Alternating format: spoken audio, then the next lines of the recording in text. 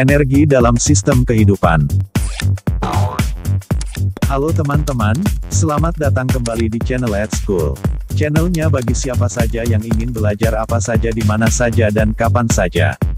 Sebelum nonton videonya, subscribe dulu channelnya dan aktifkan loncengnya.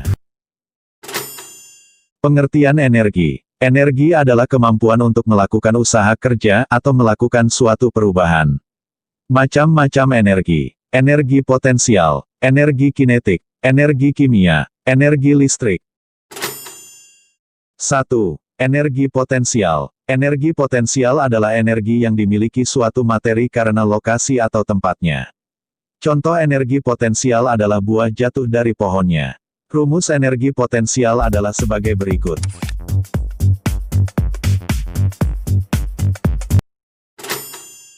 Dua. Energi kinetik. Energi kinetik adalah bentuk energi ketika suatu materi berpindah atau bergerak. Contoh energi kinetik adalah mengayuh sepeda. Rumus energi kinetik adalah sebagai berikut.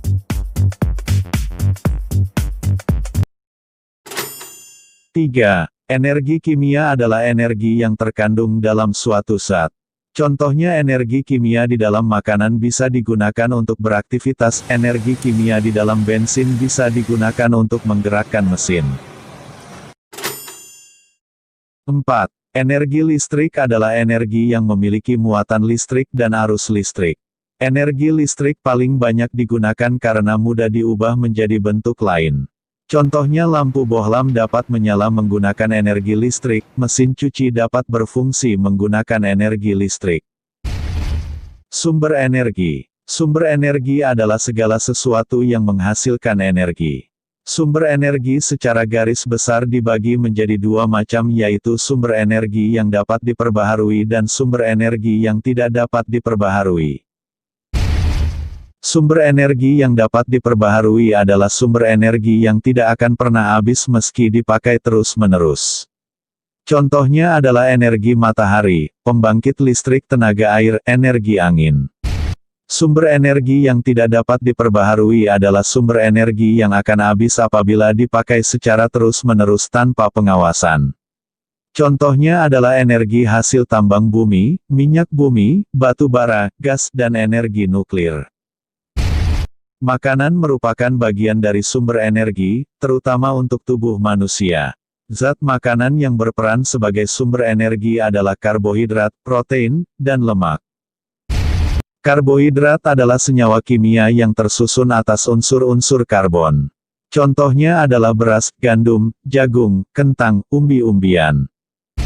Protein adalah senyawa kimia yang mengandung unsur C, HO, dan N. Secara umum protein dibagi menjadi dua macam, yaitu protein hewani, contohnya daging, ikan, telur, susu, dan protein nabati, contohnya kacang-kacangan, tahu, tempe dan gandum.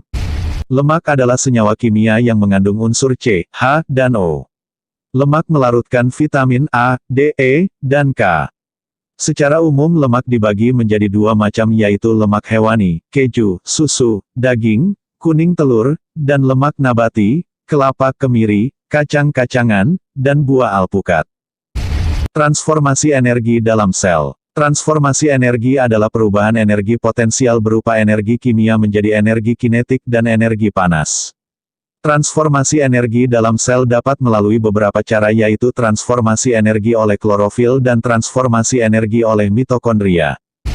Transformasi energi oleh klorofil. Klorofil adalah zat hijau daun yang terdapat dalam organel sel tumbuhan yang disebut kloroplas. Klorofil berfungsi dalam fotosintesis. Reaksi fotosintesis CO2 plus H2O plus cahaya matahari sama dengan O2 plus karbohidrat. Transformasi energi oleh mitokondria. Mitokondria adalah organel sel yang terdapat dalam sel, yang memiliki peran dalam respirasi sel. Dalam mitokondria, energi kimia digunakan untuk mengubah karbohidrat, protein dan lemak. Metabolisme sel. Metabolisme adalah proses kimia yang terjadi di dalam tubuh sel makhluk hidup. Respirasi adalah proses pembebasan energi yang tersimpan dalam zat sumber energi melalui proses kimia dengan menggunakan oksigen. Sistem pencernaan. Secara garis besar berdasarkan zat yang diproses terbagi menjadi tiga, yaitu 1. Pencernaan karbohidrat dalam tubuh. 2. Pencernaan protein dalam tubuh. 3. Pencernaan lemak dalam tubuh. 1. Pencernaan karbohidrat dalam tubuh. Karbohidrat setelah dicerna di usus akan diserap oleh dinding usus halus dalam bentuk monosakarida, yang dimana monosakarida akan dibawa oleh darah menuju hati. Hormon yang mengatur kadar gula dalam darah yaitu hormon insulin, dihasilkan oleh pankreas berfungsi menurunkan kadar glukosa dalam darah. Hormon adrenalin, dihasilkan oleh korteks adrenal berfungsi untuk menaikkan kadar glukosa dalam darah. 2. Pencernaan protein dalam tubuh. Di dalam tubuh, protein diubah menjadi asam amino, kemudian diabsorpsi melalui dinding halus dan sampai ke pembuluh darah.